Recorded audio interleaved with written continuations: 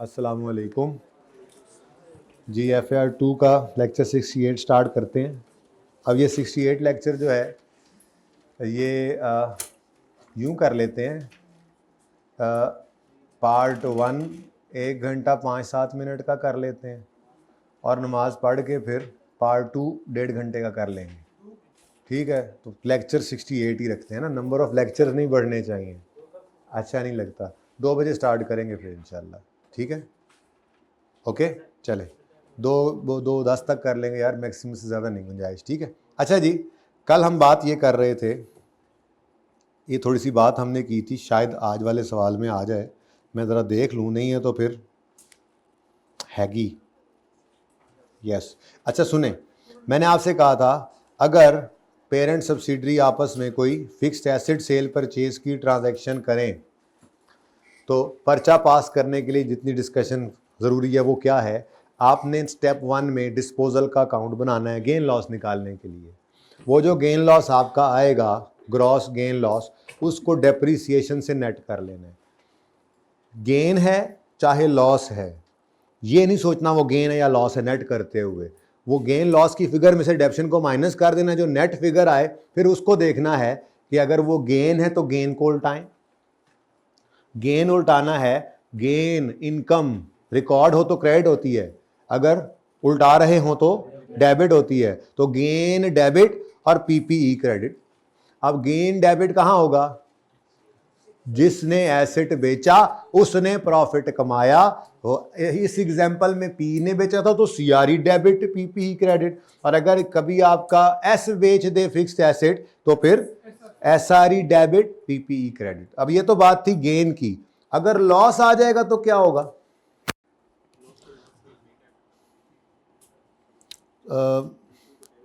खैर जाओ ना, देखने दो, अगर लॉस ना हुआ तो फिर कल करेंगे ना उसको। हाँ, 10 रुपये 15 का गेन है। अच्छा, गेन पे ही रहते हैं, गेन को जरा ऐसे कर लेते हैं कि ये cell of fix asset P2S था, S2P कर देते हैं। ठीक है, थोड़ा और पक्का हो जाए। ठीक है, अब हमारे सवाल में पता नहीं क्या होगा। तो S सोल्ड, अब पौधा ऑफ ₹600 टू P फॉर ₹700 तुसी ऑन यकम जुलाई 2006। ठीक है, अब गेन लॉस डायरेक्ट निकल आना है, लेकिन चलो रिमेनिंग लाइफ भी चाहिए होती है इस एडजस्टमेंट में हमें। चाहे रीवैल्यूएशन करें एक्विजिशन डेट पर, फिक्स्ड एसेट्स हैं तो उनकी रिमेनिंग लाइफ चाहिए होगी, चाहे सेल ऑफ फिक्स्ड एसेट करें आपस में तो भी रिमेनिंग लाइफ, लेकिन एट डेट ऑफ सेल चाहिए होगी अगर इम्पैक्ट निकालना है डेप्रिसिएशन वाला तो। ठीक है, अब एस ने जो प्लांट बेचा, जिस दिन बेचा उस दिन रिमेनिंग लाइफ थी on date of sale is 20 years, और कंसोलिडेशन डेट है हमारी इस एग्जांपल में दिसंबर कर लेते हैं, 31 दिसंबर 2000, 2-3 साल आगे ले आओ, 9 कर लो। ठीक है, अब ये सवाल में एडजस्टमेंट होगी। अब सबसे पहले आपने क्या लिखना है, S2P है या P2S है? ये S2P है, ये सेल ऑफ फिक्स्ड एसेट है S2P। स्टेप 1 में आपने क्या करना है, डिस्पोजल का लेजर बनाना है गेन लॉस। वैसे तो निकल रहा था ज़बानी भी, लेकिन चलो डिस्पोजल का लेजर बनाएंगे, उसमें आपने ग्रॉस गेन पहले निकाल लेना है। तो प्लांट 600 का था, बुक वैल्यू ही होगी बस। ठीक है, पीपीई क्रेडिट करके इधर डेबिट हो गया। बेचा है पी को फॉर 780, तो कैश, और 180 रुपए का क्या आ गया, गेन। अब ये ग्रॉस गेन है, इसको नेट करें। अच्छा, ये ग्रॉस गेन अलग और डेप्रीसिएशन अलग, पीएनएल के सवालों में इनको अलग रखना मजबूरी होगी, क्योंकि पीएनएल का ना मुंह सही करना हुआ करेगा। ये तो हम बात कर रहे हैं ना बैलेंस शीट की, तो बैलेंस शीट में तो रिटेन्ड अर्निंग्स हैं। अब रिटेन्ड अर्निंग्स में दोनों की अर्निंग्स ही आ जाती है ना एक तरह से। तो इनकम जिसने रिकॉर्ड की थी वो भी रिवर्स हो जाती है, डेप्रिसिएशन जिसने रिकॉर्ड की थी रिवर्स करनी है, रिवर्स कम की थी बढ़ानी है, तो वो भी दोनों इम्पैक्ट्स अल्टीमेटली पड़ते किस में है, रिटेन्ड अर्निंग्स पे। इसलिए यहाँ पे नेट से एंट्री करके गुजारा हो जाता है।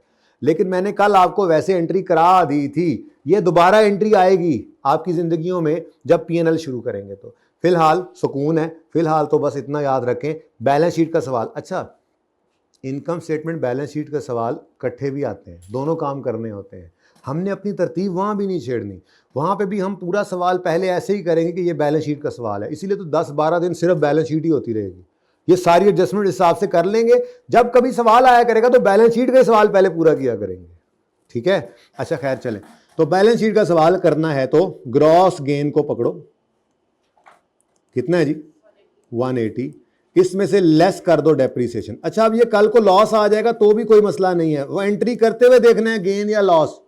यहां पर बस जो फिगर आई है डिस्पोजल अकाउंट से उसमें से डेप्शन माइनस कर दो और नेट वाली फिगर निकालो, नेट गेन या नेट लॉस, फिर उल्टाते हुए सोचेंगे गेन है कि लॉस है, ठीक है। तो डेप्रीसिएशन लेस करनी है।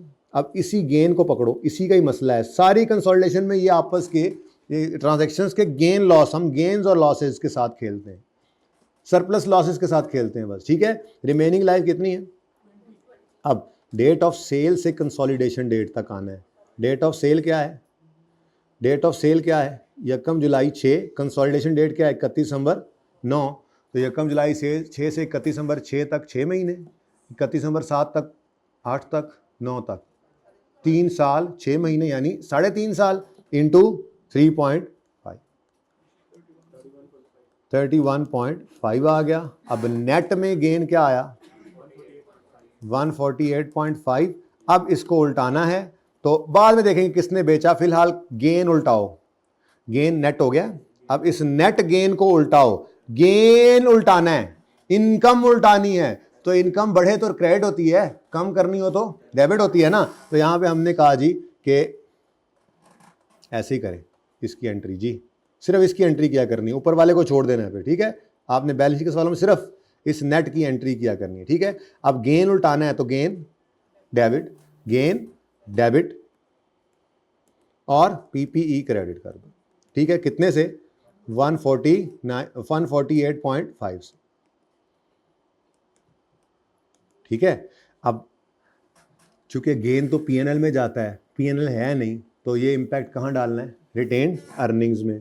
अब रिटेन्ड अर्निंग्स तो डेबिट होनी है किसकी, जिसने बेचा उसने प्रॉफिट कमाया। अब विचली गल तो तकलीफ दे रही है, I know, what about depreciation, कभी लॉजिक दूंगा, अभी पर्चा तो पास करें, लॉजिक बिल्कुल जरूरी नहीं है पर्चा पास करने के लिए, दे दूंगा, बता रहा हूं बार बार ताकि आपके अंदर शौक पैदा होता रहे।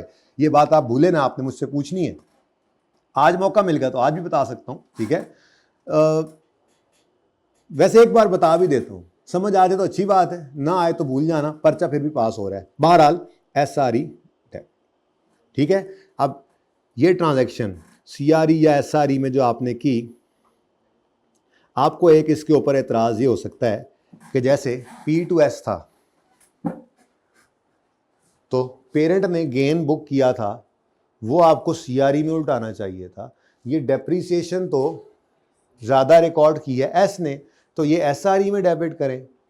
अब पहले ज़माने मैंने आपको अर्ज़ किया, आज से को 3 साल पहले तक आई कैप ये ट्रीटमेंट करता था ऐसे ही अलग अलग, यानी ये नेट की एंट्री नहीं करता था, 12 को सीआरई में और 3.6 को एसआरई में, या अगर इस ट्रांजैक्शन में आए तो 180 को एसआरई में और 31.5 को सीआरई में। लेकिन फिर आई कैप ने ट्रीटमेंट बदल दिया, फॉरेन ऑथर्स ने भी ये ट्रीटमेंट बदल दिया, और असल में नेट करने का मतलब पता है क्या है, इसके पीछे एक लॉजिकल रीज़न है इनकी।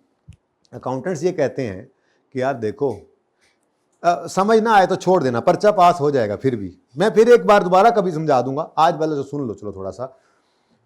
हम ये कह रहे हैं कि पेरेंट ने सब्सिडरी को एसिड बेच दिया, ठीक है। अब ये 12 का गेन अनरियलाइज्ड है, ठीक है, इसको रिवर्स कर दो, क्योंकि ये तो आपस का गेन है ना, तो बोलो ये आपस का गेन है ना, क्योंकि ये तो एस को बेच के एसिड कमाया है पेरेंट ने, तो इसको उल्टा दो। अच्छा, अब दूसरी तरफ डेप्रीसिएशन है, तो अकाउंटेंट्स का ये व्यू है कि जब एस ने एसिड को यूज़ किया, अगला साल 2 साल जितना अरसा भी है, जैसे इस सवाल में 3 साल इस्तेमाल कर लिया एसिड एस ने, तो इसका मतलब एस ने उस एसिड को तो नहीं ना बेचना था आगे कि वो स्टॉक में पड़ा है। एस ने तो उस एसिड को यूज़ करके, प्लांट है लेट से, उस प्लांट को यूज़ करके गुड्स बनानी थी और गुड्स आउटसाइड वर्ल्ड को बेचनी थी। तो जितना अरसा एस ने उस एसिड को यूज करके गुड्स बना के बाहर की दुनिया को बेच दी, तो उतने अरसे जो वैल्यू लूज हुई है एसिड की, वो यूं समझ लो कि इस ग्रुप को रियलाइज हो गया है, वो अनरियलाइज्ड नहीं है। क्योंकि अल्टीमेटली ये 12 रुपए का एसिड क्या है, कॉस्ट है जो आहिस्ता आहिस्ता डेप्रिशिएट होकर खत्म होगी, और उसके अगेंस्ट इस एसिड से आने वाला फायदा, इनकम में, लेट से ये प्लांट है चीजें बना रहा है, तो वो प्लांट पीपी वो सेल के अंदर उसकी गुड्स आती जाएंगी, डेप्शन आती जाएगी, 5 साल 10 साल 15 साल में वो एसिड खत्म हो जाएगा, वो इनकम कमा देगा।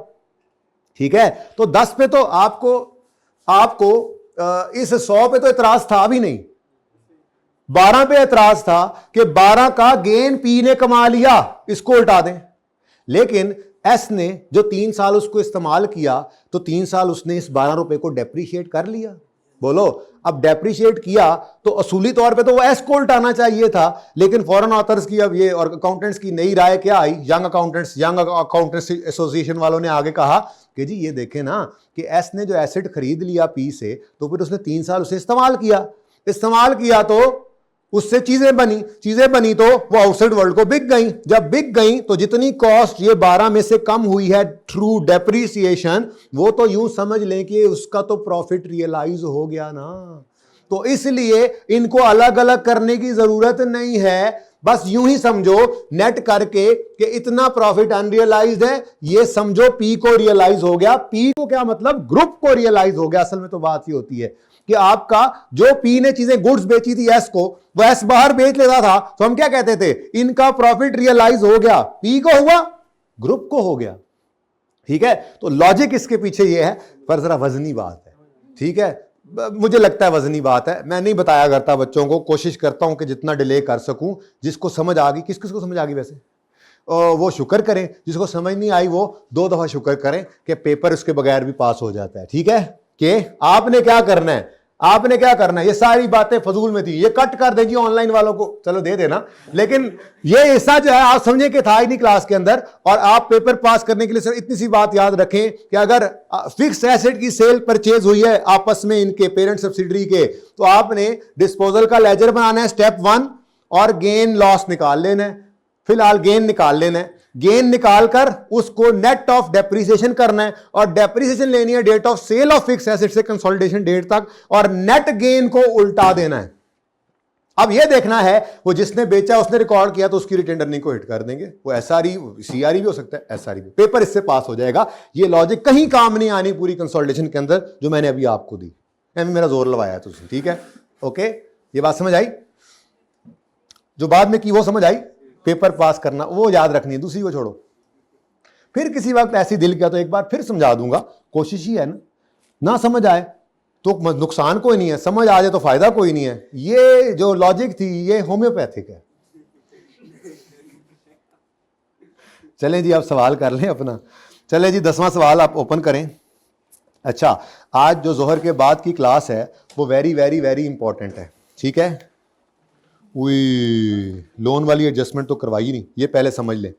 अच्छा, क्लास क्यों इंपॉर्टेंट है, उसकी वजह यह है बच्चों कि आज की क्लास में जो मैंने आपको, जो सेकंड क्लास होगी जो हमारी जोहर के बाद, जो 1.5 घंटे पे नहीं, घंटे सवा की होनी है, ज़्यादा नहीं होगी, लेकिन उसमें मतलब वो आपके लिए 2 क्लासेस हैं। ऑनलाइन वालों को तो पार्ट ए पार्ट बी मिल रहा है, आपको मैं ये कहूँगा आधा घंटा इसके बाद ब्रेक लेके आपने वो क्लास पढ़नी है। ठीक है, उसमें हमने सिर्फ डिविडेंड की डिस्कशन करनी है। क्या मतलब, पेरेंट ओनर है सब्सिडरी का, सब्सिडरी ने अगर डिविडेंड अनाउंस किया तो उसमें कौन कौन हिस्सेदार, पेरेंट भी और एनसीआई भी। तो इसका ट्रीटमेंट है बेसिकली, एक सवाल है उसको हमने 5 बार करना है, तो वो मुझे क्या टाइम लगना है, मैंने तो एक बार नोट कर लेना, उसके बाद मिटा के कर ही जाना है। तो वैसे तो आधे घंटे में हो जाना है, लेकिन चूंकि मैंने आपको नोट करवाना है साथ साथ, तो वो पौना घंटा भी लग सकता है, 1 घंटा भी लग सकता है। वो सिर्फ स्पेसिफिक एक काम करना है जो अलग से आप सुनना चाहें तो भी सुन लें, इस तरह का काम है वो। ठीक है, अच्छा, अवेलेबल कर दूंगा मैं, बट आई वुड सजेस्ट कि आप पर्सनली होइएगा। तो ये एक नॉर्मल लेक्चर है, उसके बाद देखते हैं मैंने पार्ट बी वैसे कोई बना के देना है या नहीं। चुप, 15-20 मिनट का तो हो सकता है। अच्छा जी, एक छोटी सी बात इसमें और भी थी जो कल रह गई थी। आपको कहा था ना 2 को एडजस्टमेंट्स करनी है कल वाले सवाल की, एक हो गई थी, एक रह गई थी। वो क्या है, वो भी करके ही आते हैं ताकि सवाल में ब्रेक ना लगे। क्योंकि देखो सवाल को जरा एक नजर देखो, एक नजर डालो इस पे। पीपीई है, इन्वेस्टमेंट है, long term loan granted to DL subsidiary है, फिर share capital retain earning, long term borrowings. Same सवाल, कोई नई चीज नहीं। AL acquired investment, profit earned by DL for, अच्छा इसमें तो वो भी है, चलो खैर। एनसीआई को एक्विजिशन डेट पे रखते हैं, फेयर वैल्यू पे। इक्विपमेंट सोल्ड किया है, इंटर कंपनी बैलेंसेस है, रिपीट टेलीकास्ट। लेकिन इसमें 2 चीजें नई हैं, ठीक है। अब अल्लाह करे 1 घंटे में ये पूरा कर सकें। जी मैंने सवाल करवाया है, मैंने सवाल करवाया है, अभी करवाता हूं, फिर पूछना, ठीक है। मुझे एक छोटी सी एडजस्टमेंट करवाने दो पहले। ये मैंने आपको एक एडजस्टमेंट कराई थी, cell of fix asset, P2S भी कर लिया, आज S2P भी कर लिया। एक और एडजस्टमेंट भी आपकी, P ने ना S को लोन दिया है, P provided loan to S on 1 January 2010, 5 कर लो। अच्छा जी, लोन की अमाउंट है 50 रुपये कर लेंगे, ठीक है। चलो 50 तो ज़रा कम हो जाएगा, 500 कर लें। चलो शुरू करो जरा, लिखते जाएं, बस एग्जांपल बनती जाएगी। पी प्रोवाइड लिखते जाओ साथ साथ, ये एग्जांपल चल रही है। ये अलग से जहाँ पे वो फिक्स एसेट वाला नहीं कल लिखा था मैंने, इसलिए सवाल शुरू करने से पहले ये शुरू करा दिया। सुकून से इसको साइड पे कर देंगे, फिर सवाल में 1-2 रोले हैं वो वहीं पे देखेंगे, ठीक है। P provide loan to S on 1 January 5, loan of ₹500 to S,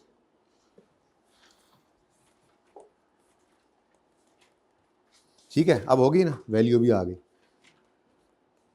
अच्छा, इंटरेस्ट रेट इसके ऊपर है, ये मसला आज तक नहीं आया था। लोन रिसीवेबल पेबल होता था लेकिन इंटरेस्ट रेट को नहीं गिवन होता था, तो इस मुसीबत से जान छूटी हुई थी। उसने तो सिर्फ छोटी सी एक बात ऐड करनी है क्या, इंटरेस्ट इतने % है, तो सारी कहानी आगे आपको देखनी पड़ेगी। और क्या मसला आएगा वो बताने लगा हूँ। 5 से 7 मिनट की एडजस्टमेंट है पर, लेकिन पूरा ध्यान चाहिए। Interest rate per annum is 20%, interest rate is 20% per annum, and interest is paid semi annually कर लो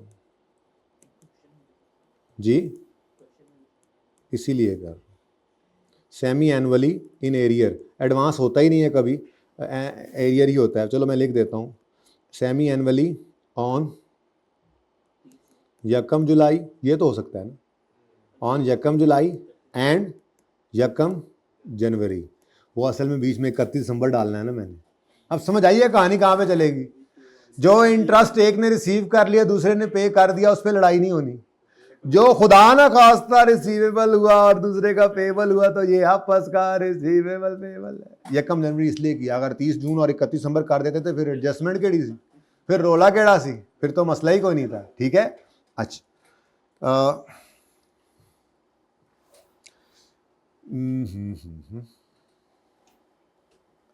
ये जनाब हमारा साल है और ये हमारा ऊपर सवाल है। 1 जनवरी 2005 और 31 दिसंबर 2005, और ये बीच में जनाब 1 जुलाई भी है, ठीक है। अच्छा, अब पेरेंट की किताबों के अंदर क्या होगा,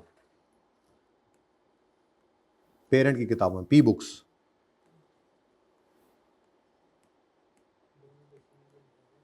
नहीं आप पूरी एंट्रीज करें ना, कोई मसला नहीं। आप सबसे पहले लोन ले लें, ठीक है।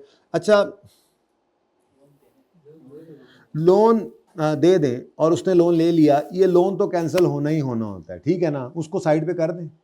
एक ने लोन एंट्री करनी है अपना, loan receivable debit cash credit, parent ने, सब्सिडरी ने वही एंट्री करनी है, वो कैंसिल होगा, उसमें कोई मसला तो नहीं है ना। इस वक्त मैं लड़ाई किसकी डाल रहा हूँ, इंटरेस्ट की।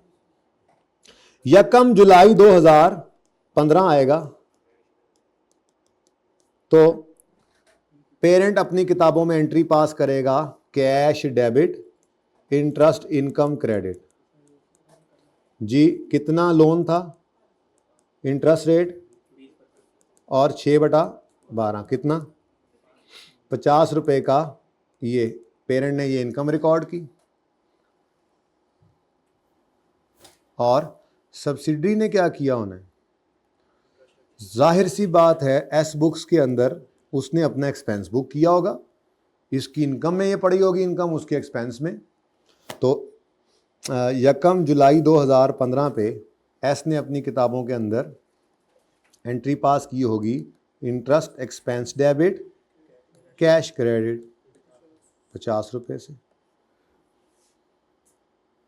ठीक है, अच्छा अब ये है ना समझ लेना, ये इसकी एंट्रीज इधर हैं और इसकी इधर हैं, वो मैंने डेट्स नीचे लिख दी है, तो वैसे बस मैंने इधर टाइम लाइन बनाई थी। ठीक है, अच्छा 31 दिसंबर 15 आएगा, पेरेंट क्या कहेगा, 6 महीने का इंटरेस्ट मैं और कमा चुका हूँ, इनकम तो बन गई है, लेकिन चूंकि 31 दिसंबर 15 ऊपर 5 था नीचे 15 हो गया है, सॉरी, 31 दिसंबर 5 की शाम को ये पे होने की बजाय 1 जनवरी 6 की सुबह पे होना है, इसलिए 31 दिसंबर 5 की शाम को ये रिसीवेबल बुक करेगा।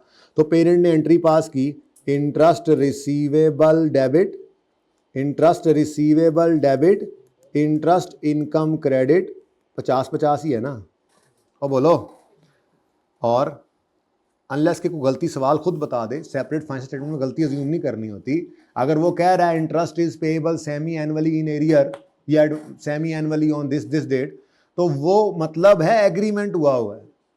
तो अगर कोई गड़बड़ होगी ना, एस ने रिकॉर्ड नहीं किया इंटरेस्ट, तो भाई वो बताएगा, एबनॉर्मेलिटी वो बताएगा। नॉर्मल सर्कमस्टांसिस में यही है, उसने रिसीवेबल बुक करना है और इसने क्या बुक करना है 31 दिसंबर पे पेएबल। तो 31 दिसंबर 15 पर इंटरेस्ट एक्सपेंस डेबिट करेगा ये, और इंटरेस्ट पेएबल क्रेडिट होगा 50 से।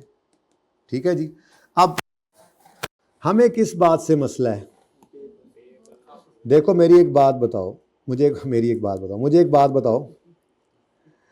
बात बताओ कि आपको आपस की सेल परचेज की ट्रांजैक्शंस मैंने रिवर्स कराई थी ना, क्या आपने एक की सेल दूसरे की परचेज को कुछ किया था? बैलेंस शीट का सवाल करते हुए सोल्ड की फिगर से कोई मसला नहीं था, अनसोल्ड से भी नहीं था मसला, अनसोल्ड में जो प्रॉफिट पड़ा है उससे था। क्योंकि एक ने सेल दूसरे ने परचेज रिकॉर्ड की है, जब वो बैलेंस शीट के अंदर रिटेन्ड अर्निंग में पहुंचता है तो वो इम्पैक्ट ऑटोमेटिकली बैलेंस शीट तक आते आते क्या हो जाता है, नेट। एक की इनकम दूसरे का एक्सपेंस, कभी जाके बताऊंगा पीएनएल के सवालों में देखेंगे वहां पे।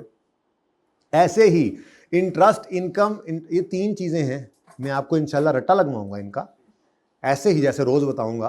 3 चीजें हैं, पहली बार सुन लो, interest income expense, management fee income expense, और तीसरी चीज सेल परचेज। आपस की इंटरेस्ट इनकम एक्सपेंस, आपस की मैनेजमेंट फी क्या होती है, पेरेंट ने सब्सिडरी को कहा मैं आपको कीमती मशवरों से जो है वो, पेरेंट कंपनी ने कहा कि मैं आपको नवाजूंगी, लेकिन उसके बदले में मैं कुछ मैनेजमेंट फीस पे आपसे लूँ, ठीक है कोई मसला नहीं, कि इनकम दूसरे का एक्सपेंस। तो ये 3 चीज़ों के बारे में कह रहा हूँ। नंबर 1 इस आपस की सेल परचेज, नंबर 2 आपस की इंटरेस्ट इनकम एक्सपेंस, नंबर 3 आपस की मैनेजमेंट फी इनकम, मैनेजमेंट फी एक्सपेंस।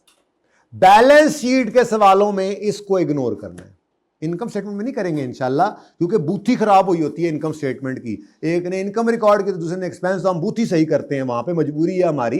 बैलेंस शीट का सवाल करते हुए इनको आपने हमेशा इग्नोर करना है। इनमें ध्यान सिर्फ ये रखना है कि इनमें से आपस का कोई रिसीवेबल पेएबल है तो उसको कैंसिल करें। जैसे आपस की सेल परचेज थी, कल वाला सवाल आज फिर है एडजस्टमेंट, तो आपस की सेल परचेज में जो अनसोल्ड रह जाता है उसका प्रॉफिट उल्टाते हैं, और जो उसमें से रिसीवेबल क्रेडिटर डेटर रह जाता है उसको कैंसिल करते हैं ना।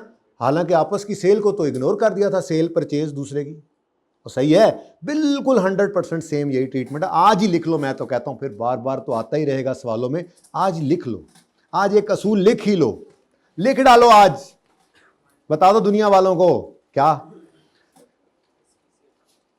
आपस की sale slash purchase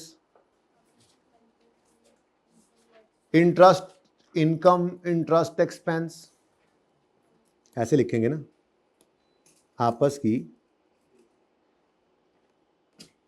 sale purchase,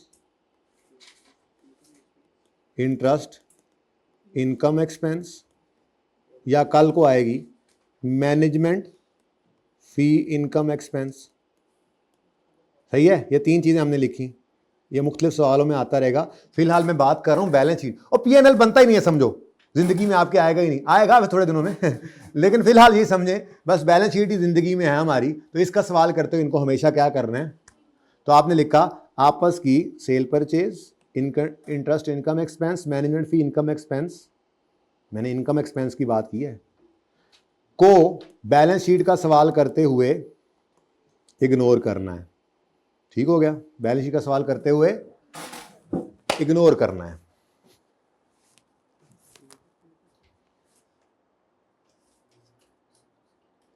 आपस की sale purchase, interest income expense, management fee income expense को बैलेंस शीट का सवाल करते हुए इग्नोर करना है। लेकिन अगर इनका कोई receivable payable balance sheet date पर पड़ा हो तो उसको कैंसिल करना मत भूलना, ऐसे ही लिखना है आपने। लेकिन अगर दो आ गए, चलो खैर, लेकिन अगर इनका कोई, अब इनका मतलब यही है, सेल परचेज से रिसीवेबल पेएबल क्या होता है, debtor creditor. Interest income expense का रिसीवेबल पेएबल क्या हो सकता है, interest receivable payable. Management fee income expense का क्या हो सकता है, रिसीवेबल पेएबल, मैनेजमेंट फी रिसीवेबल, मैनेजमेंट फी पेएबल। ठीक है ना, तो मैंने क्या लिखवाया, लेकिन अगर इनका कोई रिसीवेबल या पेएबल बैलेंस शीट डेट पर आउटस्टैंडिंग हो, मौजूद हो, तो उसको कैंसिल करना ना भूलना। अब ये कैसे लिखोगे ना भूलना, ये आपका मसला है, मैंने तो बोल दिया, तो उनको कैंसिल करना मत भूलना, नहीं लिखा गया, फिर बोलूं लिखा गया।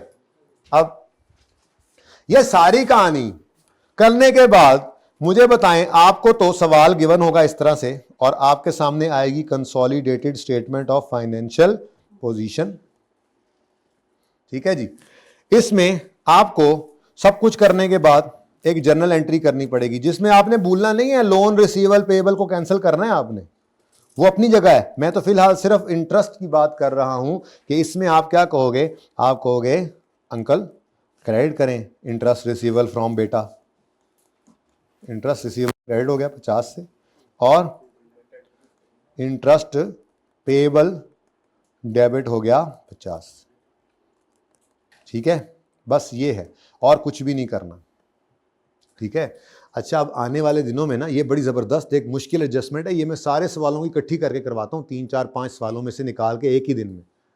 वो होगी ये इंटरेस्ट के केस में भी वो कैश इन ट्रांजिट वाला चक्कर बनेगा, देखेंगे इंशाल्लाह। डरा रहा हूँ पहले, फिलहाल अभी छोड़ें, अभी तो ये कुछ दिन बस यही चलेगा अगर आया तो। ठीक है, कैश जो गया बस, कैश तो पे हो गया। अगर यहीं पर सवाल में होता है 31 दिसंबर 2005 की शाम को इंटरेस्ट पे हो गया, तो फिर यहां पे तो कैश क्रेडिट और कैश डेबिट हो जाना था, तो फिर कोई रिसीवेबल पेएबल है नहीं, कोई रिसीवेबल पेएबल है नहीं, और इनकम एक्सपेंस तो वैसे ही रिकॉर्ड नहीं करनी, वो इग्नोर करनी है, क्योंकि वो वैसे ही कैंसिल कर देती है। छोड़ें इस बात को, फिर उसको तो सोचना ही नहीं। ठीक है, तो मसला कहां पे आएगा, जब कुछ रिसीवेबल पेएबल निकलेगा इन तीनों में से। सही है, तो दो चीजें हम देख चुके, मैनेजमेंट फी इनकम एक्सपेंस किसी दिन आ जाएगा, ओके, ट्रीटमेंट कोई नहीं डिफरेंट, तो ये एक एडजस्टमेंट है। ठीक है,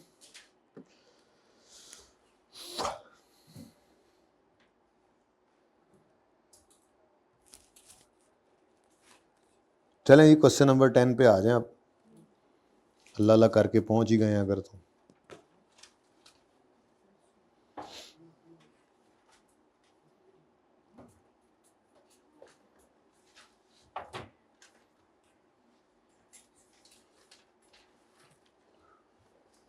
आ 9 में कोई मसला तो नहीं आया होमवर्क वाले सवाल में, हैं?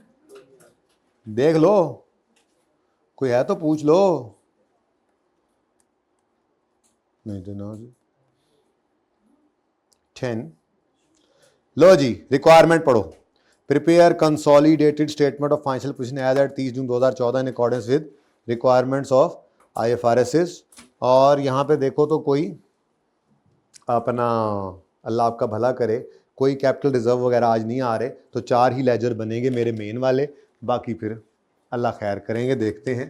तो क्वेश्चन नंबर 10 पे हम पहुंच चुके हैं। पेज नंबर है 45 जी। पी ग्रुप है, पी और एस ही है ना? नहीं, नाम डिफरेंट है शायद। तो AL ग्रुप, लेकिन मैं पी और एस ही बोलूंगा यार, बड़ा तंग होता हूं मैं इस काम से। खैर चले, AL ग्रुप। वो जब पास पेपर के सवालों में भी जाएंगे ना, तो ये करता होता हूँ, सवाल पढ़ते पढ़ते काट देता हूँ, तो काटो पी लिखो और एस लिखो, बोलना बड़ा कंफर्टेबल होता है। सारी जिंदगी पी और एस लिखते रहे और AL BL CL DL आ जाए, बंदा परेशान ही होता है ना फिर। ठीक है, AL group consolidated statement of financial position as on 30 June 2014। यहां पे हमारी बैलेंस शीट बन जाएगी। वर्किंग नंबर 1 हमेशा की तरह से एडजस्टमेंट अकाउंट, रोज ही एक काम करी जा रहे हैं। वर्किंग नंबर 2 SRE,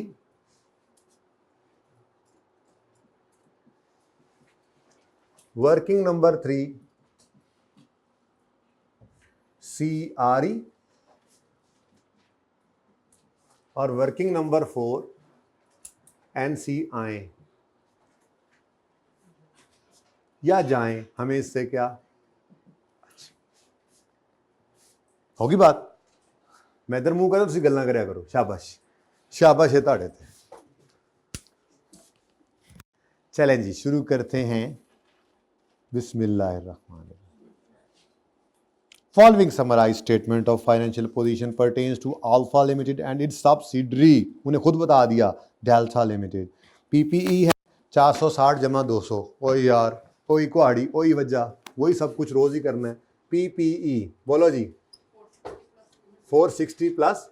इसको इजी नहीं लेना, इसके नंबर हैं, लिखते जा रहे हो, नंबर मिलते जा रहे हैं। इसको कहते हैं acquisition method, line by line items को ऐड करना। IFRS 3 और 10 का ये मेथड है। ये कोई इसको हल्का नहीं लेना, इस प्लस करने को, इसके नंबर हैं। नेक्स्ट, इन्वेस्टमेंट है 2 मिलियन शेयर्स ऑफ DL। तो ये सिर्फ किसकी इन्वेस्टमेंट है जी? एस की इन्वेस्टमेंट है। सीधा सीधा उसने बता दिया 240 340 कर लो। इन्वेस्टमेंट इन S 340। और साथ ही उसने शेयर्स हमें बता दिए जिससे हमें जरूरत पड़ने पर मिल सकता है, बल्कि जरूरत क्या पड़ने पर, अभी निकाल लेते हैं 1.1 जी। कितने मिलियन शेयर्स हैं जी? 2 मिलियन है। और टोटल जमानी सिर्फ देखना, यहां से बड़े हो जाओ, 250 रुपए का, 250 मिलियन रुपए का शेयर कैपिटल है। मुंह की वैल्यू हर शेयर की 100 रुपए है, तो 250 बटा 100 करें तो 2.5 मिलियन शेयर्स लिखने की जरूरत है। 2.5 मिलियन शेयर्स एस के टोटल शेयर्स हैं, तो 2 मिलियन उसमें से अगर इन्होंने लिए हैं, तो इसका मतलब 80% शेयर होल्डिंग है। चलें नेक्स्ट, साथ ही मैंने कहा इसको भी भड़का दें। Long term loan granted to DL 30। ठीक है, आ जाओ। PPE के नीचे अपनी गुडविल की जगह छोड़ दो, शायद आज आ ही जाए। वैसे कल तो धोखा दे दिया था गुडविल ने, है ना। दूजे पासे टुरपी मैंने, कोई बात नहीं, हमने उसका भी इलाज रख लिया था। उधर तो इनकम है, सीधा CRE, उसमें तो लड़ाई कोई नहीं है, वो तो उल्टा आसान है। वो भूलना शुरू करोगे आप इनकम स्टेटमेंट के सवालों में लिखना, बैलेंस शीट में पक्का पक्का, क्योंकि आपकी आदत है, आपने वर्किंग मन को बैलेंस करके आगे चलना है, तो इंशाल्लाह मसला नहीं होगा जी। तो 460 जमा, ओह सॉरी, क्या चीज है जी? Long term loan granted to, हाँ, तो ये कितना लोन है जी? 30। अब इस लोन को तो नहीं छोड़ेंगे, दुआ करो कोई इंटरेस्ट पेएबल रिसीवेबल ना आ जाए। लोन तो में नजर आ गया। नेक्स्ट है करंट एसेट्स 595 जमा 600, 400 है। करंट एसेट्स 595 जमा 400। नेक्स्ट, शेयर कैपिटल 600 और 250 पेरेंट का, 600 फेस पर शेयर कैपिटल कितना 600 और सब्सिडरी का शेयर कैपिटल कितना है 250 जी। उसके बाद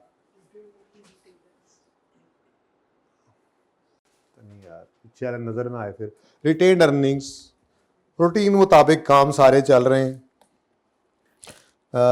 वर्किंग 3 वर्किंग 2 तो 325 PRE क्लोजिंग इधर आ जाएंगी और SRE क्लोजिंग 230। किसी एक दिन सवाल में कोई रूटीन नहीं बदली अभी तक हमारी, तरतीब यही चलेगी और मुश्किल से मुश्किल सवाल में यही चलेगी और वहीं से तो पास होता है बंदा। नेक्स्ट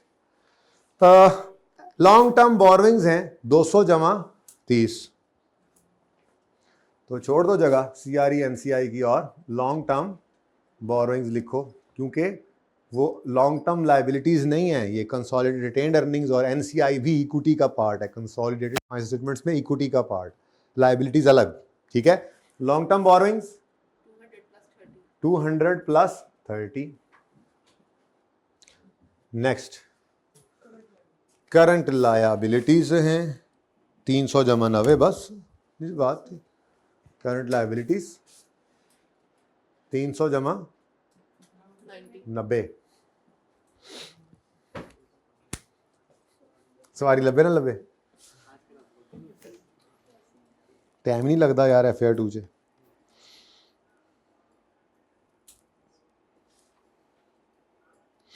हाँ जी, AL एक्वायर्ड इन्वेस्टमेंट इन DL। AL कौन है पेरेंट, DL कौन है, तो parent acquired investment in subsidiary on 1 जुलाई 13 और हम खड़े हैं इस वक्त 30 जून 14 पे, एक ही साल गुजरा है। अच्छा, अब एक वर्किंग है जनाब जो अब पक्की आपका एक बुकिंग वाली जगह है जिसके ऊपर आना है। आपको अगर याद हो, आपने FAR 1 के अंदर रिटेन्ड अर्निंग का लेजर बनाना सीखा था। पहले लेजर बनाना सीखा था, फिर वहीं से आपने रिटेन्ड अर्निंग होता था जी ओपनिंग लेट से 5 रुपये, फिर प्रॉफिट आफ्टर टैक्स लेट से 2 रुपये, फिर आपने कहा जी डिविडेंड 1 रुपये निकल गया और रिटेन्ड अर्निंग्स हो गई 6 रुपये। ठीक है, कुछ याद आ रहा है? इससे एक स्टेप आप आगे बढ़े थे, आपने इस लेजर को स्टेटमेंट फॉर्म में कन्वर्ट किया था और आपने SOCI बनाना सीखी थी, SOCIE। ठीक है, SOCIE के अंदर आपका share capital, share premium, revalue surplus, बल्कि अब तो फेयर वैल्यू रिजर्व, इस तरह के कॉलम्स आते थे। मैं सिर्फ बात कर रहा हूं इस वक्त रिटेन्ड अर्निंग के कॉलम की। तो इसी लेजर को आप स्टेटमेंट फॉर्म में कन्वर्ट कर सकते हैं 5 जमा 2 1 और क्लोजिंग। ठीक है जी। अब ये क्या है जी, ये separate financial statements of separate financial statements हैं। ठीक है,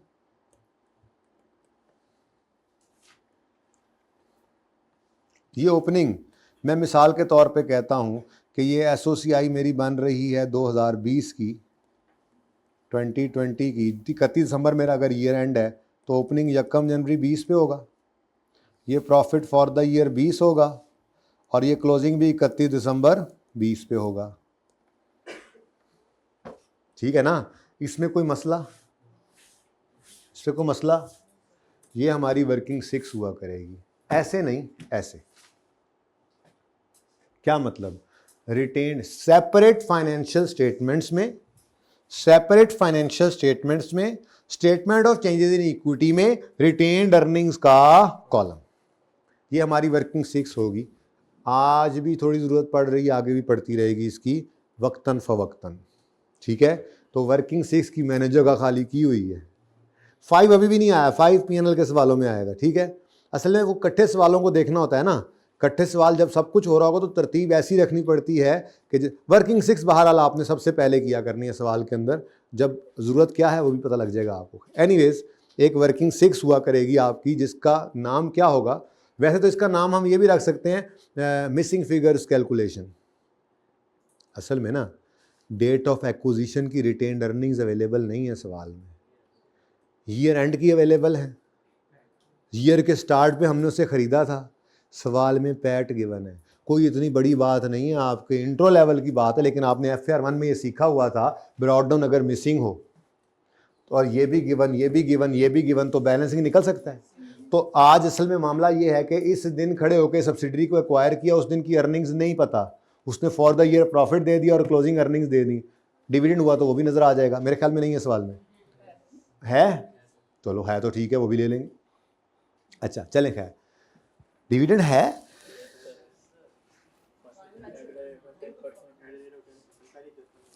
okay, dividend DL paid, final dividend paid है ना, इसलिए बस ठीक है। यही तो अब इंशाल्लाह हम नमाज के बाद जब मिलेंगे तो मैं बताऊंगा कि पेड के साथ क्यों ऐसा किया था। अभी तो सिर्फ बस सिंपल काम चलाएं, ठीक है। तो ये मैं आपको वर्किंग करके दिखाने लगूँ, ठीक है। ये वर्किंग मिसिंग फिगर्स की या सेपरेट फाइनेंशियल स्टेटमेंट्स SOCIE का रिटेन्ड अर्निंग्स का कॉलम। अभी मुझे S के लिए ज़रूरत है, क्योंकि मुझे इस वक्त क्या चाहिए, S की रिटेन्ड अर्निंग। कभी जो मुझे P की रिटेन्ड अर्निंग्स चाहिए होंगी और वो मिसिंग होंगी किसी दिन की, वैसे चाहिए नहीं होंगी, तो यही कॉलम उसके लिए भी बन सकता है, कोई ऐसा मसला नहीं। कल को एसोसिएट आ जाएगा तो एसोसिएट की अर्निंग चाहिए होंगी किसी दिन की, ये 1 साल की तो वर्किंग है ना, तो एंड पे खड़े हैं, स्टार्ट पे आ सकते हैं, स्टार्ट पे खड़े हैं, एंड पे जा सकते हैं, कम से कम ये वर्किंग तो कर सकते हैं ना। तो ये वर्किंग मैंने आपको सिखानी थी, तो अल्लाह आपका भला करे। सारी बैलेंस शीट तो आपने फेंक दी थी, लेकिन मसला क्या आया, P ने एक्वायर की है इन्वेस्टमेंट इन S यकम जुलाई 13 पर, profit earned bye DL for the year 14, DL कौन है, S, अमाउंटेड टू 85 मिलियन, और DL paid final dividend of 10% for the year on 31 अगस्त 13। अब एक और बात भी रिवाइज करने वाली इंट्रो की, वो क्या, डिविडेंड की परसेंटेज किस पे लगेगी, प्रॉफिट पे, प्रॉफिट पे never never never, as a rule ये पढ़ा हुआ है, लेकिन चूंकि आप भूल जाते हैं, इंसान निसियान से निकला है, तो निसियान का मादा हमारे अंदर है, हम भूल जाते हैं। तो ये बात दोबारा से रिवाइज करने के लिए इसके साथ स्टार लगाएं और सफ़े की टॉप पे लिखें, डिविडेंड की परसेंटेज हमेशा, डिविडेंड की परसेंटेज हमेशा शेयर कैपिटल के लेटेस्ट बैलेंस पे लगती है, शेयर कैपिटल के बैलेंस पे लगेगी, लेटेस्ट भी ना लिखो क्योंकि कंसोलिडेशन में वो लेटेस्ट यही रहना है, तो इसलिए आसान कर लो थोड़ा, कि डिविडेंड की परसेंटेज हमेशा शेयर कैपिटल पर लगती है, डिविडेंड की परसेंटेज हमेशा शेयर कैपिटल पर लगती है। वो आपने बचपन में पढ़ा था कि चूंकि ये इन्वेस्टर है जिसने कंपनी में इन्वेस्ट किया है 100 रुपया लेट से कैपिटल की फॉर्म में, तो वो ये कंपेयर करता है कि ये 100 रुपये कंपनी में मैंने फेंका तो कितने % रिटर्न आया, और यही अगर मैं बैंक में रखता तो कितने % रिटर्न आता। तो इसलिए ये डिविडेंड की परसेंटेज हमेशा किस पे लगा करती है, शेयर कैपिटल पे, इन्वेस्टमेंट पे, ठीक है। तो अब मैं ये वर्किंग आपको करवाना चाह रहा हूं, क्योंकि देखो पॉइंट 2 में कह रहा है NCI को रखो फेयर वैल्यू पे, फिर कह रहा है P ने S को कोई फिक्स एसेट बेच दिया है, अल्लाह माफ करे, फिर कह रहा है आपस के रिसीवेबल पेबल है, कोई नई चीज नहीं है, नई चीज यही थी, मैंने पहले ही करवा दी, ठीक है। तो मामला सिर्फ इतना सा है कि जो चीज मिसिंग है, जरा गौर फरमाएं, एक चीज मिसिंग है, वो क्या है, आप ये रिटेन्ड अर्निंग, ओपनिंग नहीं बोलो, हमें ओपनिंग नहीं चाहिए, एक्विजिशन डेट की रिटेन्ड अर्निंग चाहिए थी, और वो इत्तेफाक से ओपनिंग डेट ही हमारी एक्विजिशन डेट है। इससे पीछे अगर जाता है तो वो खुद देना पड़ता है उसको, या तो फिर 2 साल का प्रॉफिट देगा और डिविडेंड्स देगा। अब जितने साल पीछे लेके जाना उतने साल का डेट, हम चले जाएंगे, हम चल पड़ेंगे। अब हमें पता लग गया है कि हमने क्या बनाना है वर्किंग 6 में, statement of changes in equity का रिटेन्ड अर्निंग का कॉलम, लेकिन कहां पे, सेपरेट फाइनेंशियल स्टेटमेंट्स में। इंपॉर्टेंट थिंग इज यही जिसका क्लोजिंग आपको सामने नजर आ रहा है, ये ठीक है। तो ये एस की रिटेन्ड अर्निंग्स का कॉलम बनाना है, तो एस की सेपरेट फाइनेंशियल स्टेटमेंट में 230 क्लोजिंग में पड़ा है ना, वो बोलो इसी को लेना है। एस का इस साल का प्रॉफिट 85, एस ने डिविडेंड दिया 10%, एस का ओपनिंग यहीं से निकलेगा। पी का मुझे फिलहाल जरूरत नहीं है, कभी भी पी की मुझे रिटेन अर्निंग एक्विजिशन डेट की नहीं चाहिए होती थी, कभी जो जरूरत पड़ जाए तो यही वर्किंग से वो भी निकल आएगा, फिलहाल जरूरत नहीं है। ठीक है, तो अब बताओ जी, वर्किंग 6 आ गई है, आ गई मैदान में वर्किंग 6। ये क्या है इसका नाम? इसका नाम है सेपरेट फाइनेंशियल स्टेटमेंट्स में तो नहीं लिखूंगा मैं, statement of changes in equity में तो नहीं लिखूंगा मैं, रिटेन्ड अर्निंग्स का कॉलम, ये नाम है इसका, नाम ही काफी है। सेपरेट फाइनेंशियल स्टेटमेंट्स में, statement of change in equity में रिटेन्ड अर्निंग का कॉलम, फिलहाल सिर्फ किसका चाहिए मुझे? एस का, तो बस एस का ही बनाएं। कल को मुझे ए का चाहिए होगा, पी का चाहिए, जिसका चाहिए होगा लिख लेंगे, फिलहाल किसी का नहीं चाहिए। इतनी वर्किंग नहीं जितना ना है, लेकिन वो इंपॉर्टेंस बहुत है ना इसकी, नाम के साथ ही इंपॉर्टेंस सामने आएगी। बाकी वर्किंग अब मैं उधर करूंगा भाई, मेरे जगह को नहीं बची। ठीक है जी, ओपनिंग किस दिन का होगा ये तो बता दो। यकम नहीं वो बता, यकम जुलाई 2013। फिर प्रॉफिट आफ्टर टैक्स, पैट जो आता है ये 2014 वाले साल का। जाहिर है ये जुलाई जून वाला साल है ना, जो जुलाई 13 में साल शुरू होकर 30 जून 14 पे खत्म हो, जो जुलाई 13 में शुरू होकर जून 14 में खत्म हो, उसको 13-14 का साल भी कह सकते हैं, उसको 14 वाला साल भी कह सकते हैं। टैक्स तो सारे ने पढ़ लिया ना, ये पढ़ रहे होंगे, पता है ना इस बात का। खात्मे के एतबार कुछ शक्लें बनी हुई हैं अभी भी। यकम जुलाई 13 को एक साल शुरू हो, 30 जून 14 पे ये साल खत्म हो, तो इस साल को 13-14 का साल भी कहा जा सकता है। और खात्मे के एतबार से हजरत जी छुट्टियों वाले और ना पढ़ने वाले इसको 14 वाला साल भी कह सकते हैं। ये बात आती है, पता है आपको, सबको पता है। तो शक्लां क्यों में आ रही थी मेरे हमें 2-30 सेकंड ज़ाया करते हैं, तुसी मिटाने लगा था इसको, फिर लिखना पड़ जाना था। ओके जी, उसके बाद डिविडेंड के बारे में एक बड़ी अहम बात कर दूं आज, है तो बहुत अर्ली, इट्स टू अर्ली। हो जाए फिर ये डिविडेंड यहां तब लिखना जब अकाउंटेंट ने, अच्छा छोड़ो, अकाउंटेंट ने उसको रिकॉर्ड किया हो, आपने भी तब लिखना है, नहीं किया होगा तो नहीं करना। अब वो ना पेड है, पेड, तो पेड को अकाउंटेंट भूलता नहीं है। चले छोड़ें, फिलहाल तो simple I am sorry, really very sorry, I slipped my tongue. अच्छा, वो असल में इसलिए करता हूँ ये छेड़खानी के जहन में एक बात थोड़ी सी आ जाती है ना, किसी वेले टाइम सोच लेते हैं उसको, फिर अगली बार जब वो हमला करती है बात तो थोड़ा जहनी तौर पर तैयार होते हैं। 30 जून 2014 जी मेरे बच्चों, ये देखो आपको इस वक्त सवाल में जो गिवन है रिटेन्ड अर्निंग्स वो है 30 जून 2000। ये बैलेंस शीट है 30 जून 14 की। एस की बैलेंस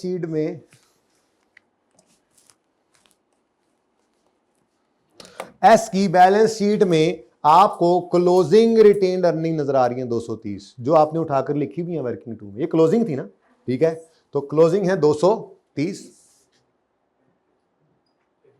नेक्स्ट वो कहता है क्या कहता है, ये profit earned by S for the year, यही वाला 30 जून 14 जो एंड हुआ, amounted to 85 million.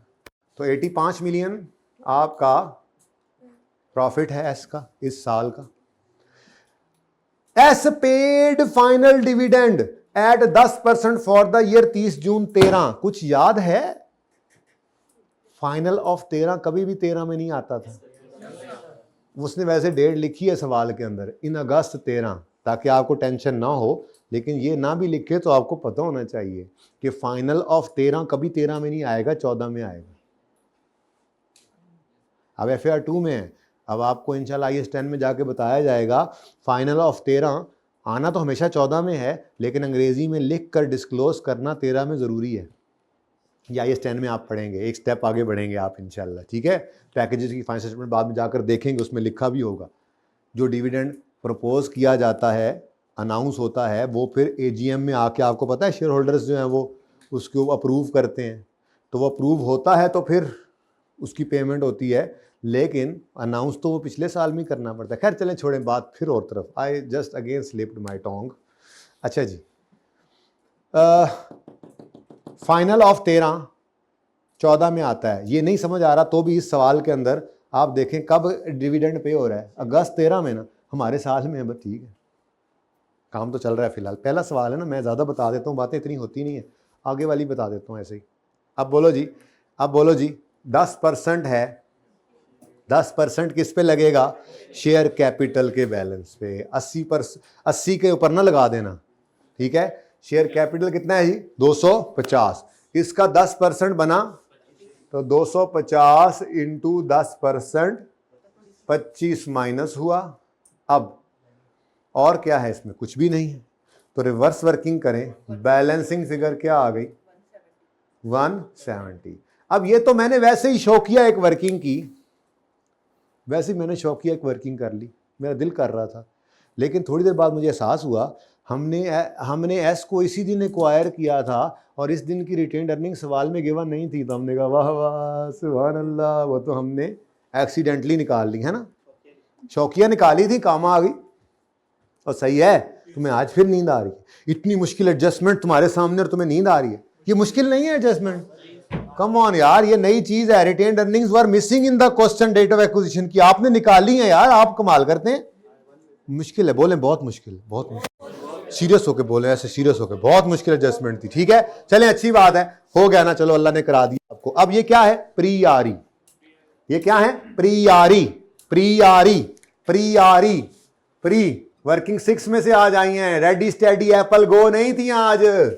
Retained earnings 170 जी, बना ले,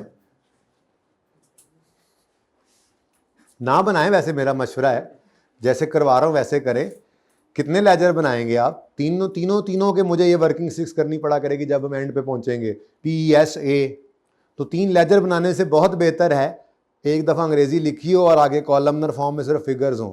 बाकी आपकी मर्जी, आप 3 लेजर्स के लिए आज से तैयारी कर लें, नियत कर लें, तो आज भी लेजर बनाएं, आप बिल्कुल बना सकते हैं लेजर, किसी ने मना नहीं किया। मैंने मना किया? किया। अच्छा जी, एडजस्टमेंट 1 इज ओवर। ओ बेटा, अगली तैयारियां चल रही होती हैं। वर्किंग 6 क्यों रखा है? 5 मिस कर दिया, 7 क्यों मिस किया हुआ है? हमने तो वो मंजिल पे पहुंचना है जो पर्चे में सवाल आता है। 18 नंबर का सवाल आएगा, उसमें एक पेरेंट होगा, उसकी एक सब्सिडरी होगी और एक एसोसिएट होगी और इनकम स्टेटमेंट भी होगी और बैलेंस शीट भी होगी। ऐसे नहीं 18-20 नंबर आते, खाला जी का कार है। तो उसकी तैयारी में लगे हुए हैं, तो जो काम कर रहे हैं वैसे ही करेंगे, ठीक है, मेरी ये गुजारिश है, बाकी आपकी मर्जी है। नंबर 2, अरे यार number 2, L values NCI at acquisition date at its fair value. अगली एडजस्टमेंट हमने ऐसे ऐसे करनी है क्योंकि हमारे लिए कोई नई चीज नहीं है, बस एक गुड्स इन ट्रांजिट है, याद आ गया।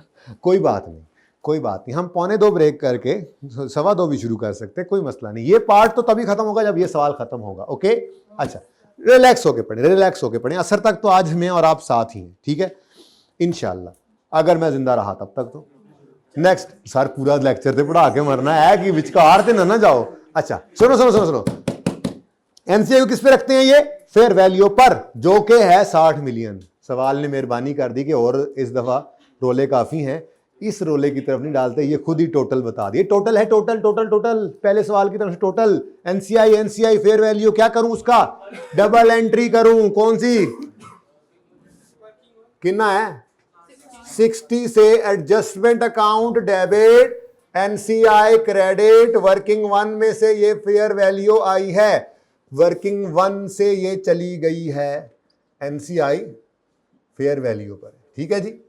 ये तो आसान काम है यार, कंसोलिडेशन लेवल पे पहुंच गई आज, मैं बता दूंगा एक लेवल पे, लेकिन आप इंजॉय कर रहे हैं, उसकी वजह आपकी मेहनतें हैं बेटा, जो आप रोज होमवर्क करते हैं जाके क्लास वर्क के बाद, ऐसे थोड़ा ही है,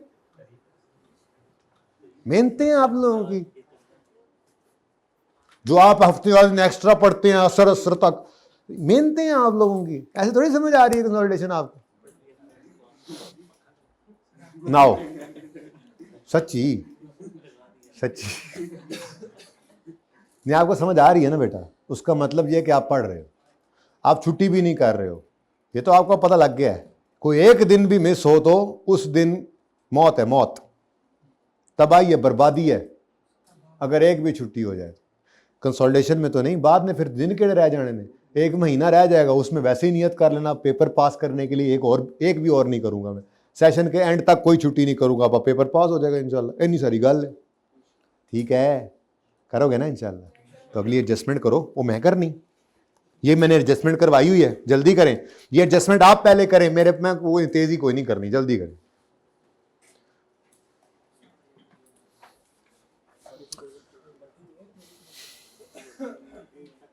वर्किंग 8 होगी, 8 अभी तक मैंने वर्किंग 8 खोली नहीं ना। ये 6 पक्की वर्किंग है, 7 भी पक्की वर्किंग आएगी, जब एसोसिएट आएगा उसकी वर्किंग है, 5 प्रॉफिट एंड लॉस के लिए है, इसलिए 8 ऑनवर्ड हर सवाल में चेंज होंगी। कभी सेल S2P होगा, कभी फिक्स एसेट S2P होगा, कभी इंटरेस्ट की एडजस्टमेंट आए, कभी गुडविल की इंपेयरमेंट आए, कभी कुछ आए, कभी कुछ आए। वो वर्किंग 8 9 10 11 12 13 14 70 80 जितनी वर्किंग आती जाए वो करते जाना, पर 8 से आगे उससे पीछे की कोई बुकिंग आपको नहीं मिलेगी, वो स्लॉट्स खाली ही नहीं है, सीटां बुक ने। मैं उतर माल रखे है उन्हें सीटां ते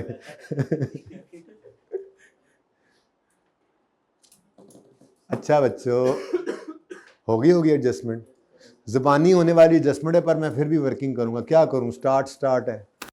कंसोलिडेशन की इब्तिदाई इश्क है। आई यूज 98 इन वेन। यार वैसे कितनी चवल मारी ना उसने यार, तूफान ने, उसने अब्बास ने, यार ऐसे नहीं करना चाहिए, अजीब लोग हैं यार ये। मैं फिर बताऊंगा, पहले सवाल कर लें, तुम क्लास जो दूसरी भी खत्म होगी ना उसके बाद मैं सारे मैच की समरी सुनाऊंगा तुम्हें दुख के साथ। यार पसंद है ना, खेलते भी हैं, देखते भी हैं, क्या करें अब। हाँ आजकल होता है, जब टाइम नहीं होता था तो, अभी कभी कभी नहीं होता तो झलकियां देख लेता हूँ, वो ज्यादा अच्छा होता है, देखना तो है।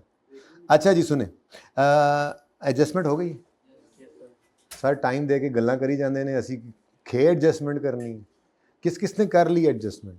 ये है वो फोकस्ड बच्चे, आसपास बोल रहे हैं लोग, ऐसे ही बातें कर रहे हैं, इनका फोकस ठीक है। अब चेक कर लूँ आके, देखे एडजस्टमेंट की हुई है या दिमाग में की है, किस किसने दिमाग में की है एडजस्टमेंट? चलो मैं पर्चे में करना शुरू कर दूं, मैं दिमाग वहां खोल के आओगे क्या पर्चे में?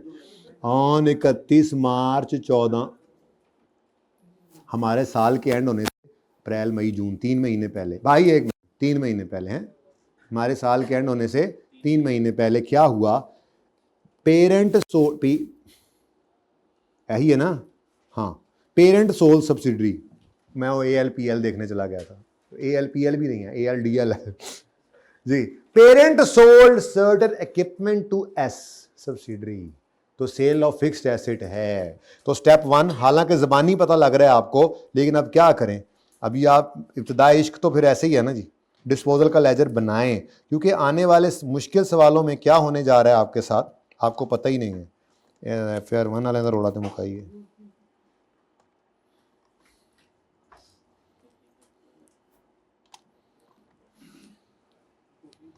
अच्छा स्लो ही बड़ा हो गया था वन नोट, मैं क्या की होया, वो याद है सवेर दे 3 खुले से, सुबह उनके 3 घंटे की क्लास हुई है, आज सब कुहाड़ी चली है, आज छुट्टी तो सर नान ने की, मैं क्या मौका चंगा है, फिर तो सैशन च लभनी कोई नहीं, बच्चों के भी मुँह खुले रह गए, सर नान ने छुट्टी की, करनी थी उन्होंने, पिछला संडे भी ऑन कर लिया, कल भी शाम तक पढ़ाते रहे, छुट्टी तो उन्होंने करनी थी, लेकिन मुझे लगता है जितना कुछ उस दिन पढ़ाना सी ना आज उन्होंने, वो तो डबल पढ़ा के गए ने, आज भी रिकॉर्डिंग है, सारी तसल्ली नहीं होती जी बेटा। क्या करने लगे थे हम, डिस्पोजल,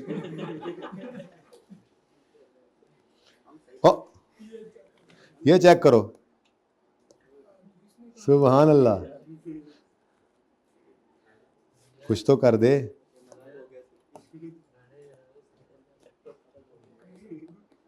डिस्पोजल नहीं, मुझे पता है कि कब इसने क्या करना है ना। अच्छा अब बताओ जी, मस्तियां कर रहा है, कॉस्ट 40 थी, अक्यूमुलेटेड डिडक्शन 30 थी, तो अलग अलग ही ले आओ। एसेट अकाउंट में से कॉस्ट निकली कितनी? 40। एसेट अकाउंट से क्रेडिट और डिस्पोजल अकाउंट में डेबिट, पीपी इधर से आ गया। Accumulation debit, disposal account credit, कितना? Was sold for, sale proceeds क्या आ रही हैं? तो cash debit, disposal credit, gain ही है ना, क्योंकि पढ़ाया जो भी गेन है आपको छोटा सा एग्जाम्पल में, कल पहले लॉस पढ़ाऊंगा फिर सवाल में आएगा, बिल्कुल वैसे आ भी जो तो क्या मसला। अब वाई एम आई स्टैंडिंग, लें जी, गेन कितना है? 15 का गेन अभी ग्रॉस है, इसको नेट कर लें तो ग्रॉस गेन। ज़बानी निकालना है पर्चे में, आपने ऐसे ही नजर आ रहा है आपको कि ये 15 का गेन है बस, बल्कि ये वर्किंग भी नहीं करेंगे, थोड़े बड़े होंगे तो डायरेक्ट भी वहां पे कर लेंगे जब हिम्मत पड़े तो, नहीं तो कोई बात नहीं। वर्किंग करवाई इसीलिए है कि जो मेरे जैसे नलायक हैं वो ये करते रहा करें। डेप्रिसिएशन 15 के साथ ही लड़ाई है, रिमेनिंग लाइफ 5 साल है, और date of sale of fix asset से कंसोलिडेशन डेट तक 3 मंथ्स बनते हैं, तो डिवाइड बाय 5 है ना, और 5 ईयर्स तो 5 ही है ना, इनटू 3/12 जी। 1 ना कर लें यार, मेहरबानी कर दो यार, मैं कहाँ इस पॉइंट को संभालूंगा, पूरे सवाल में मैंने कहीं नहीं लिखा, माफी दे दो मुझे जी। बेटा राउंडिंग करें ना तो दोनों तरफ बस ध्यान रखें सेम हो, ये ना हो एक तरफ कुछ और दूसरा कुछ, फिर थोड़ा सा आउट हो जाती है बैलेंस शीट, वरना नहीं होगी। तो ये क्या आ गया जी हमारे पास? Net gain, net gain, net gain, entry करो, गेन डेबिट और पीपीई क्रेडिट 14 से। अब इस गेन को डेबिट करना है आरई में, किसकी आरई में? जिसने बेचा है, मैंने लिखा ही नहीं, ओ माय गॉड, ये P2S था ना, P2S, ब्रेक देता हूँ बेटा, आपको देता हूँ P2S। अच्छा लें जी, तो इसका मतलब CRE डेबिट, क्योंकि ये पेरेंट ने प्रॉफिट कमाया है तो पेरेंट की ही अर्निंग्स में से इसको लेस कर दें, ठीक है। तो ये सारी एडजस्टमेंट का लुबे लुबाब, CRE debit, PPE credit. Where is my blue consolidation adjustment marker? Is blue जी। 14 से CRE डेबिट, 14 से PPE क्रेडिट। तो वो चलो आज ऐसे कर लिया आपने, वर्किंग एड का रेफरेंस दे दें, ठीक है। ये क्या है? Reversal of net gain.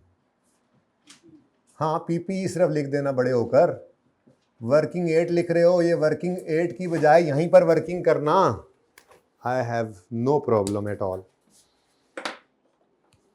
उधर ही रखें, एक मिनट देखने दिया करें बच्चों को, भगा के इधर ले आते। अच्छा वर्किंग इधर है, पोस्टिंग देखने दिया करें। हाँ जी, ले जी, को मसला है तो बताएं, मसला है तो बताएं, नहीं है तो फिर एडजस्टमेंट 5 आप पहले कर दें। वो मैं भूल गया था, एक छोटी सी चीज बीच में आएगी।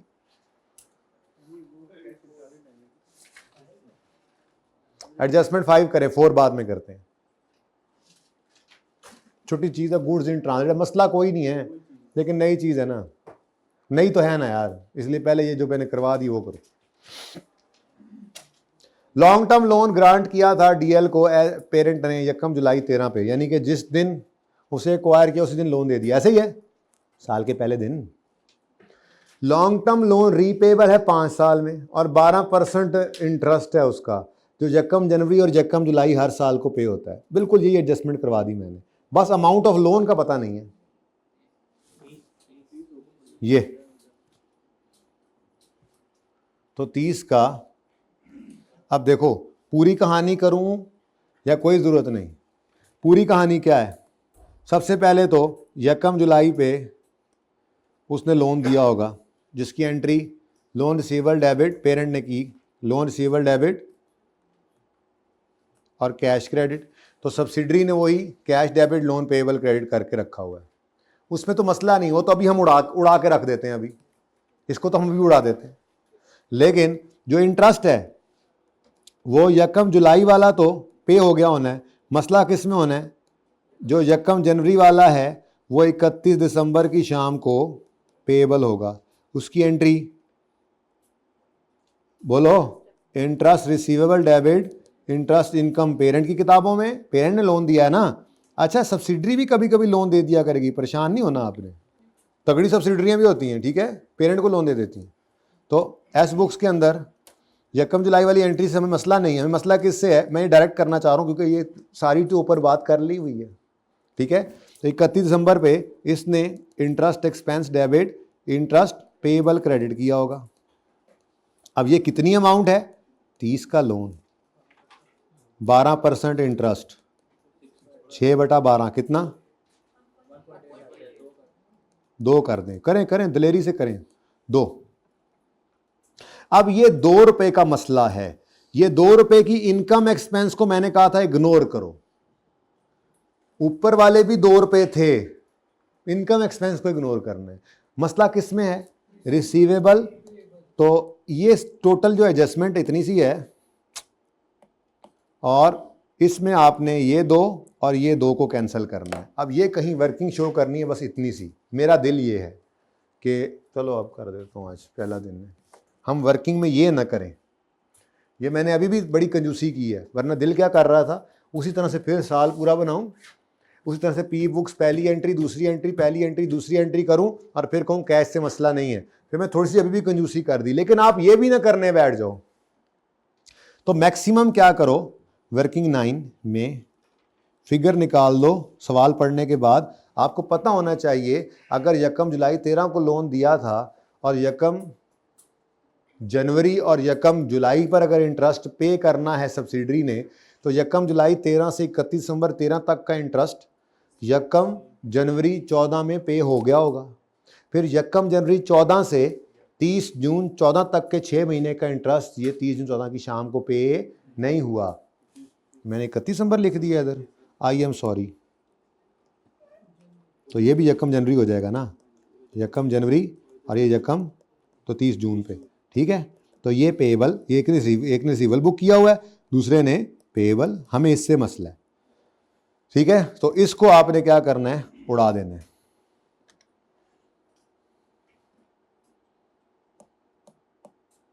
चलो खैर, ठीक है। तो अब ये छोटी सी वर्किंग बस शो कर दें, आपने इंटरेस्ट रिसीवेबल या पेएबल कोई एक निकाल दें, ठीक है।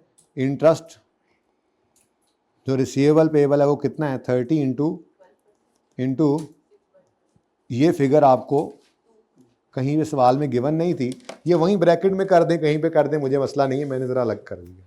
अब दोनों चीज़ें फड़का दें। पहली बात, ये जो लोन है, लोन इसको तो मैं फड़काता ही हूँ, ये तो मैं फड़का ही दूंगा। फिलहाल जो एडजस्टमेंट करके आए ज़रा उसकी बात करें। Parent interest receivable from subsidiary, मुनासिब नहीं लगता, क्रेडिट करें तो क्रेडिट करें जी, करें। इंटरेस्ट रिसीवेबल क्रेडिट, अब वो कहां पड़ा होगा, पीपीई में पड़ा होगा ना, पेरेंट के पीपीई में, कहता है यस। लॉन्ग टर्म लोन में पड़ा होगा, कहां पड़ा होगा फिर, तो यहीं से निकालेंगे, ठीक है। तो माइनस करें ये 2, इसके साथ छोटी सी वर्किंग का रेफरेंस दें, वर्किंग नंबर 9 में आपने 2 निकाला है, पता तो लगे कहां निकाला है, इस तरह से वर्किंग का रेफरेंस दे दिया करें, ठीक है।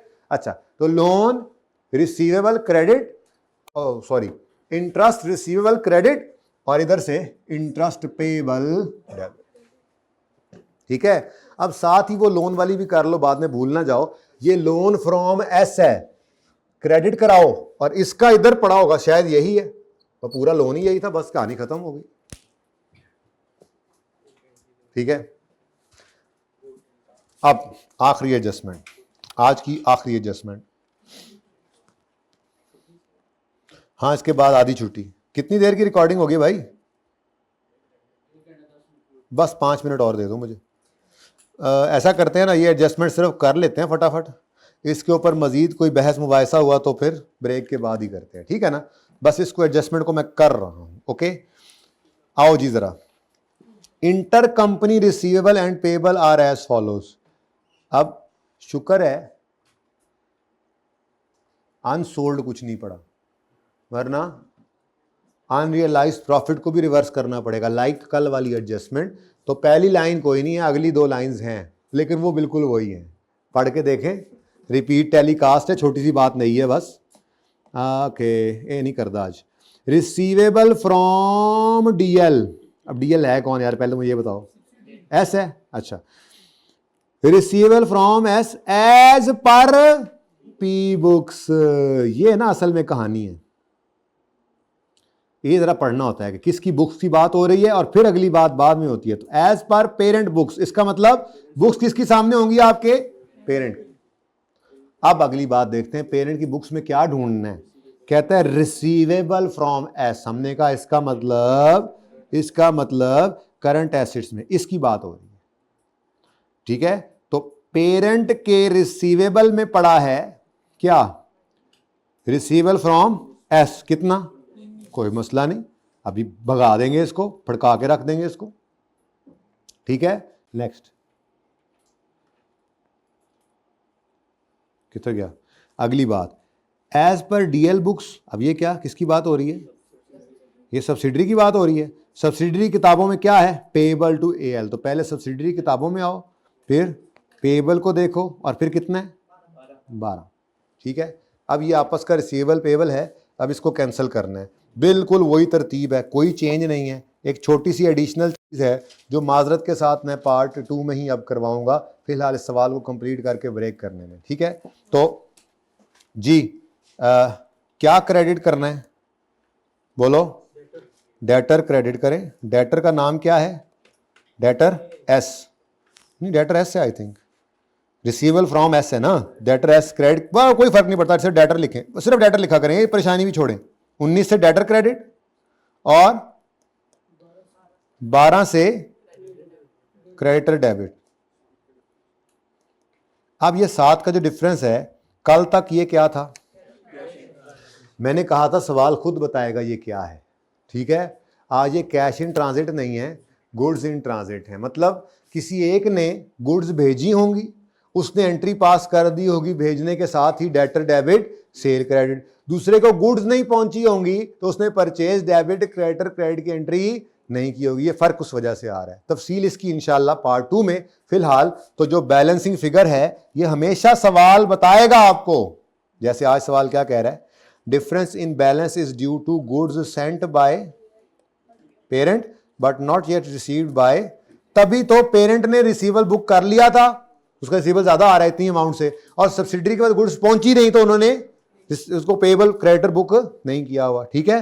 तो इसको आज आप कैश इन ट्रांजिट नहीं बल्कि जीआईटी, जेआईटी नहीं जो हर रोज बनी होती है पाकिस्तान में, जीआईटी, गुड्स इन ट्रांजिट, ठीक है। ये क्या आया, बैलेंस।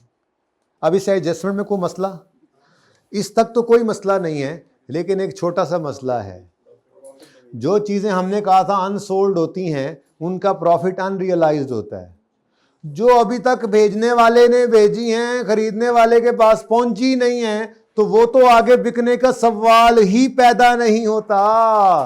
तो इनके साथ जब भी कभी गुड्स इन ट्रांजिट आपकी कंसोलिडेशन के सवाल के अंदर आएंगी, तो एक एडिशनल काम छोटू सा और करना पड़ेगा कि इसके ऊपर अनसोल्ड के प्रॉफिट की रिवर्सल वाली कहानी भी है, ठीक है।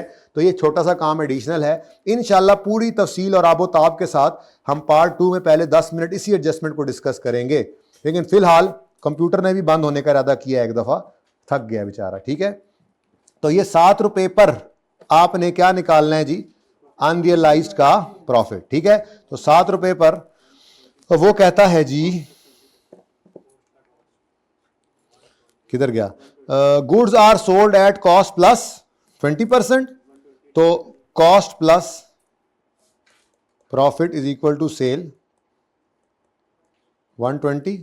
अब ये 7 रुपए का मसला है, 7 किस पर पड़े हैं, 120 पर, 120 हमेशा सेल प्राइस इंटू 100 चाहिए, ना सॉरी इंटू 20 चाहिए जी, कितना आता है। अब 1.1 नहीं कर लें, ये 1.2 भी कर सकते हैं, 1 बहरहाल ठीक है।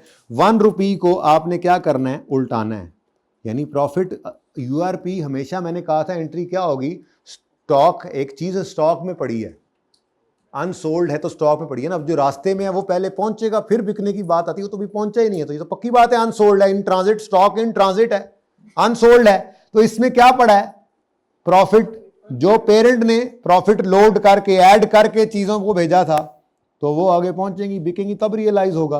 तो स्टॉक को, यानी कि अनरियलाइज प्रॉफिट की एंट्री हमेशा यही होनी है रिवर्सल की, आपका रिटेन्ड अर्निंग्स डेबिट और स्टॉक क्रेडिट। देखना ये होगा कि बेची किसने है चीजें, उसकी रिटेन्ड अर्निंग्स में आपने हिट कर देना है। ठीक है, तो ये जनाब रिटेन्ड अर्निंग डेबिट हो गया, रिटेन्ड अर्निंग्स डेबिट और स्टॉक क्रेडिट।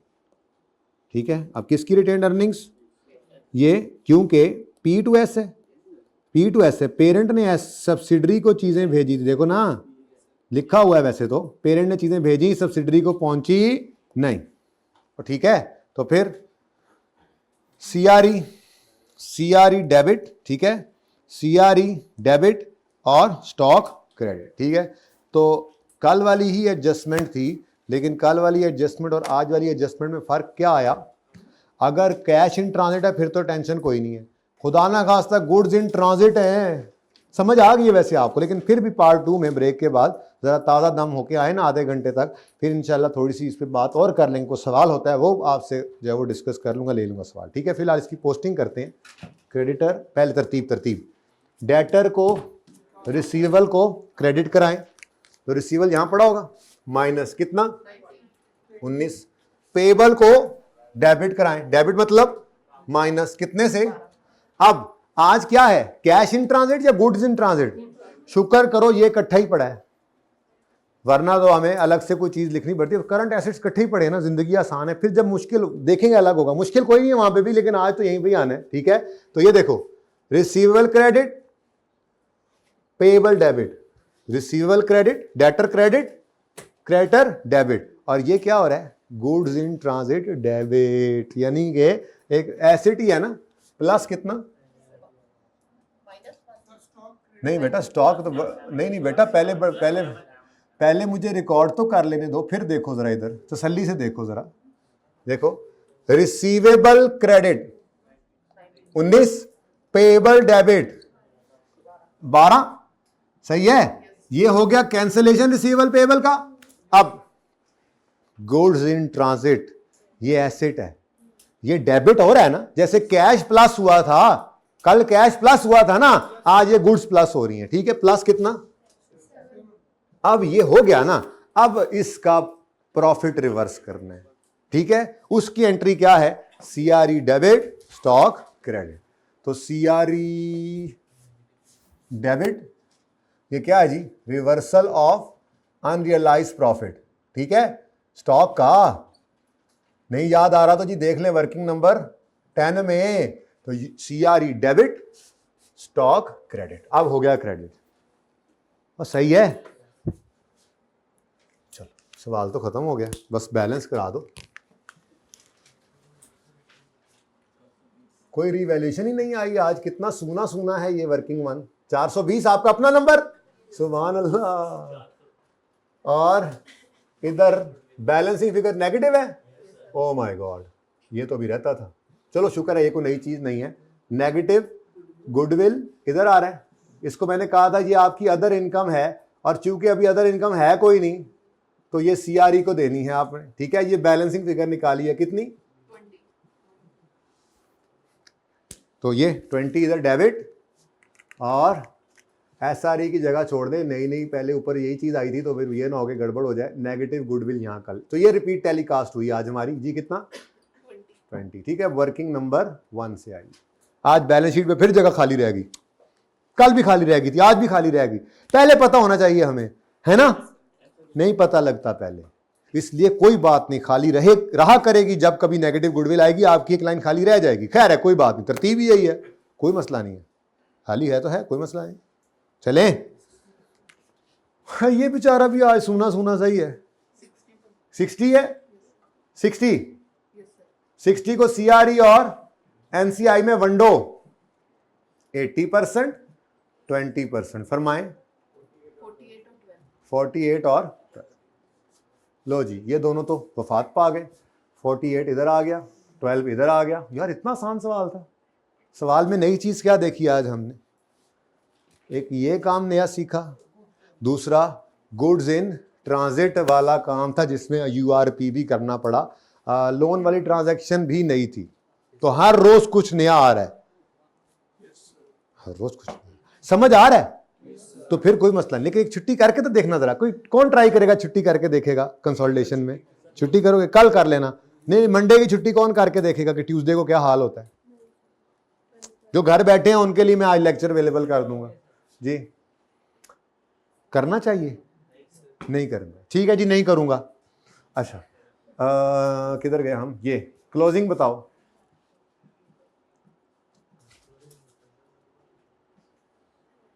बताएं जी, क्लोजिंग बताएं कोई। 370 और इधर 378 72 CRE और NCI। चलो जी टोटल 646 0 टोटल करें 1626 200 कुछ मुझे भी करने दिया करें 376 1626 hence proved part 1 is closed, part 2 will start after half an hour। ठीक है जी, मिलते हैं इंशाल्लाह ब्रेक के बाद। करें जी पार्ट 1 क्लोज।